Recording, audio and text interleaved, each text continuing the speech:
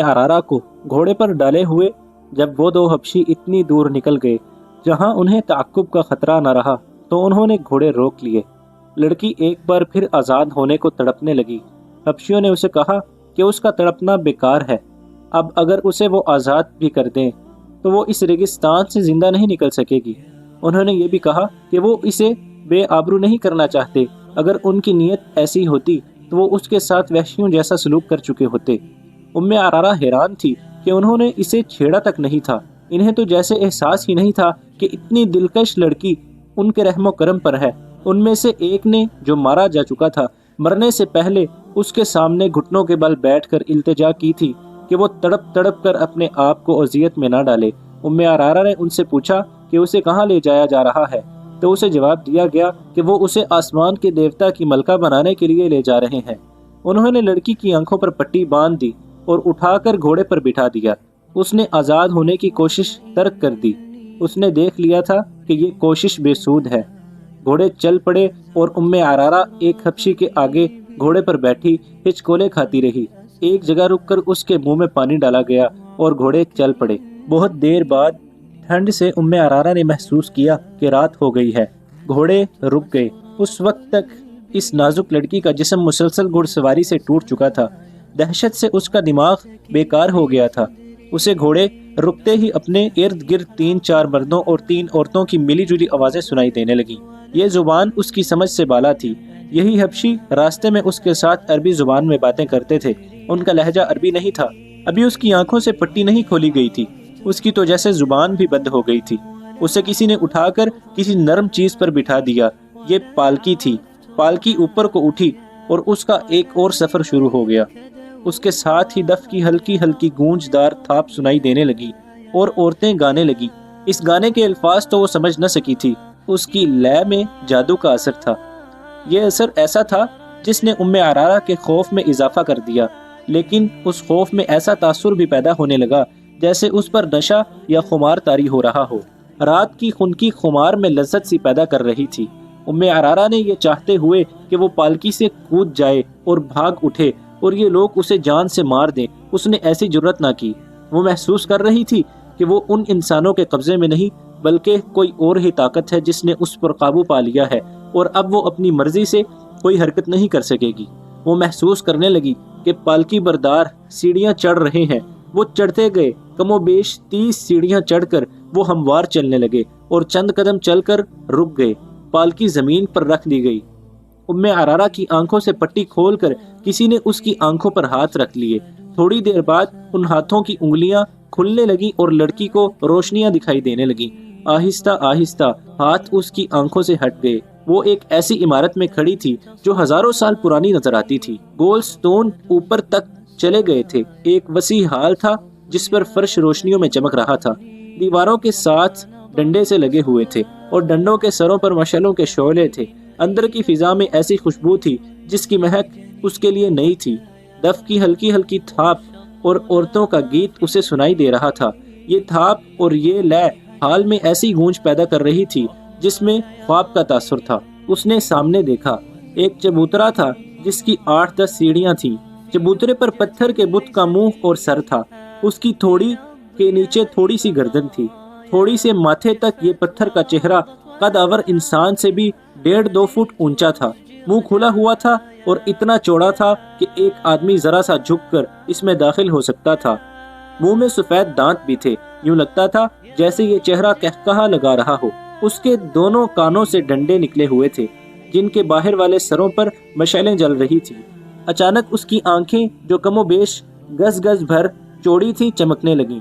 उनसे रोशनी फूटने लगी। औरतों के गीत की लय बदल गई।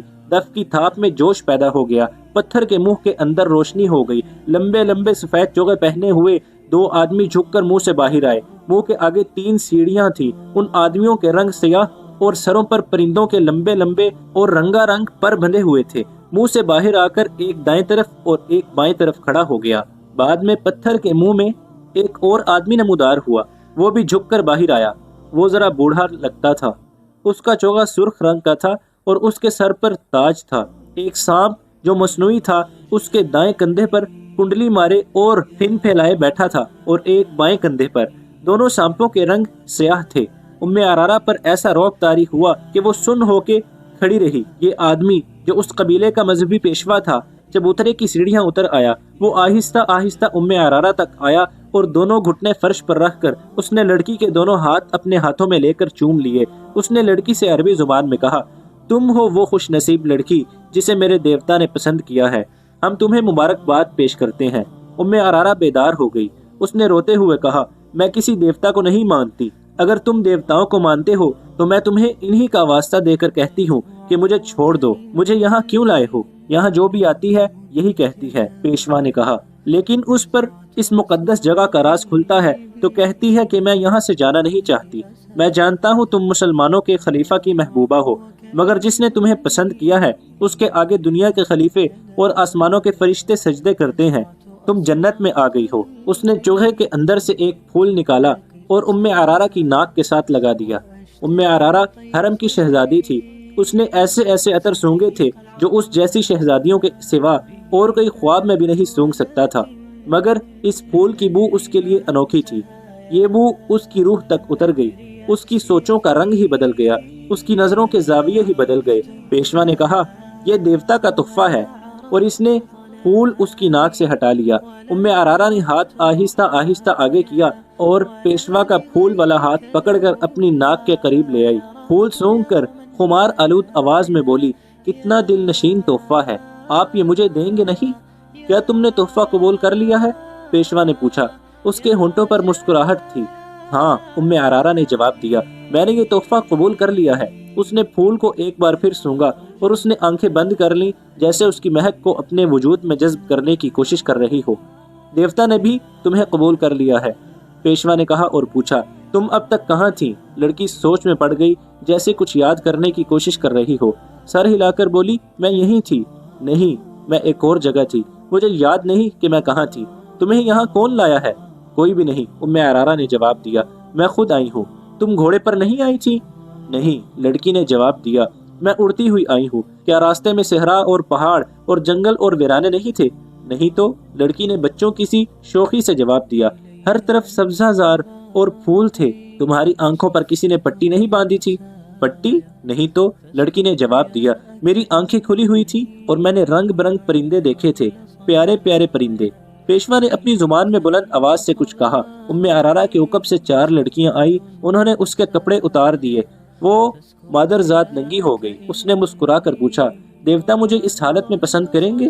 पेशवा ने कहा, नहीं, तुम्हें देवता के पसंद के कपड़े पहनाए जाएंगे। लड़कियों ने उसके कंधों पर चादर सी डाल दी, जो इतनी चौड़ी थी कि कंधों से पांव तक उसका जिस्म मस्तूर हो गया। उस चादर के किनारों पर रंगदार रस्सियों के टुकड़े थे।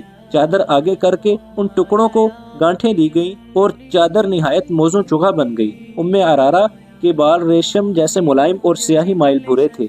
एक लड़की ने उसके बालों में कंघी करके उसके शानों पर फैला दिए। उसका हुस्न और ज्यादा बढ़ गया। पेशवा ने उसे मुस्कुरा कर देखा और घूमकर पत्थर के मुहीब चेहरे की तरफ चल पड़ा। 2 लड़कियों ने उम्मे अरारा के हाथ थाम लिए और पेशवा के पीछे पीछे चल पड़ी। उम्मे अरारा शहजादियों की तरह चल पड़ी।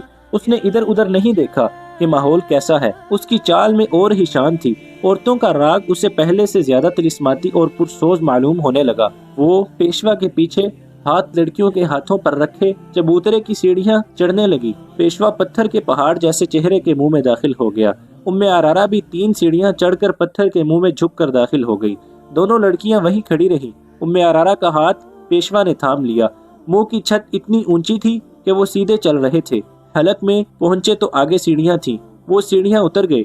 ये एक तहखाना था जहां कंदीलें रोशन थी। एक कमरे में भी महक थी। ये कमरा इशारा नहीं था। छत ऊंची नहीं थी। उसकी दीवारें और छत दरख्तों के पत्तों और फूलों से ढकी हुई थी। फर्श पर मुलायम घास और घास पर फूल बिछे हुए थे। एक कोने में खुशनुमा सराही और प्याले रखे थे। पेशवा ने सराही से 2 प्याले भरे। एक उम्मे अरारा को दिया। दोनों ने प्याले होंठों से लगाए और खाली कर दिए। देवता कब आएगा? उम्मे अरारा ने पूछा। तुमने अभी उसे पहचाना नहीं? पेशवा ने कहा। तुम्हारे सामने कौन खड़ा है? उम्मे अरारा उसके पाँव में बैठ गई और बोली, हाँ, मैंने पहचान लिया है। तुम वो नहीं हो जिसे मैंने ऊपर देखा था। तुमने मुझे कबूल कर लिया है? हाँ, पेशवा ने कहा। आज से तुम मेरी दुल्हन हो।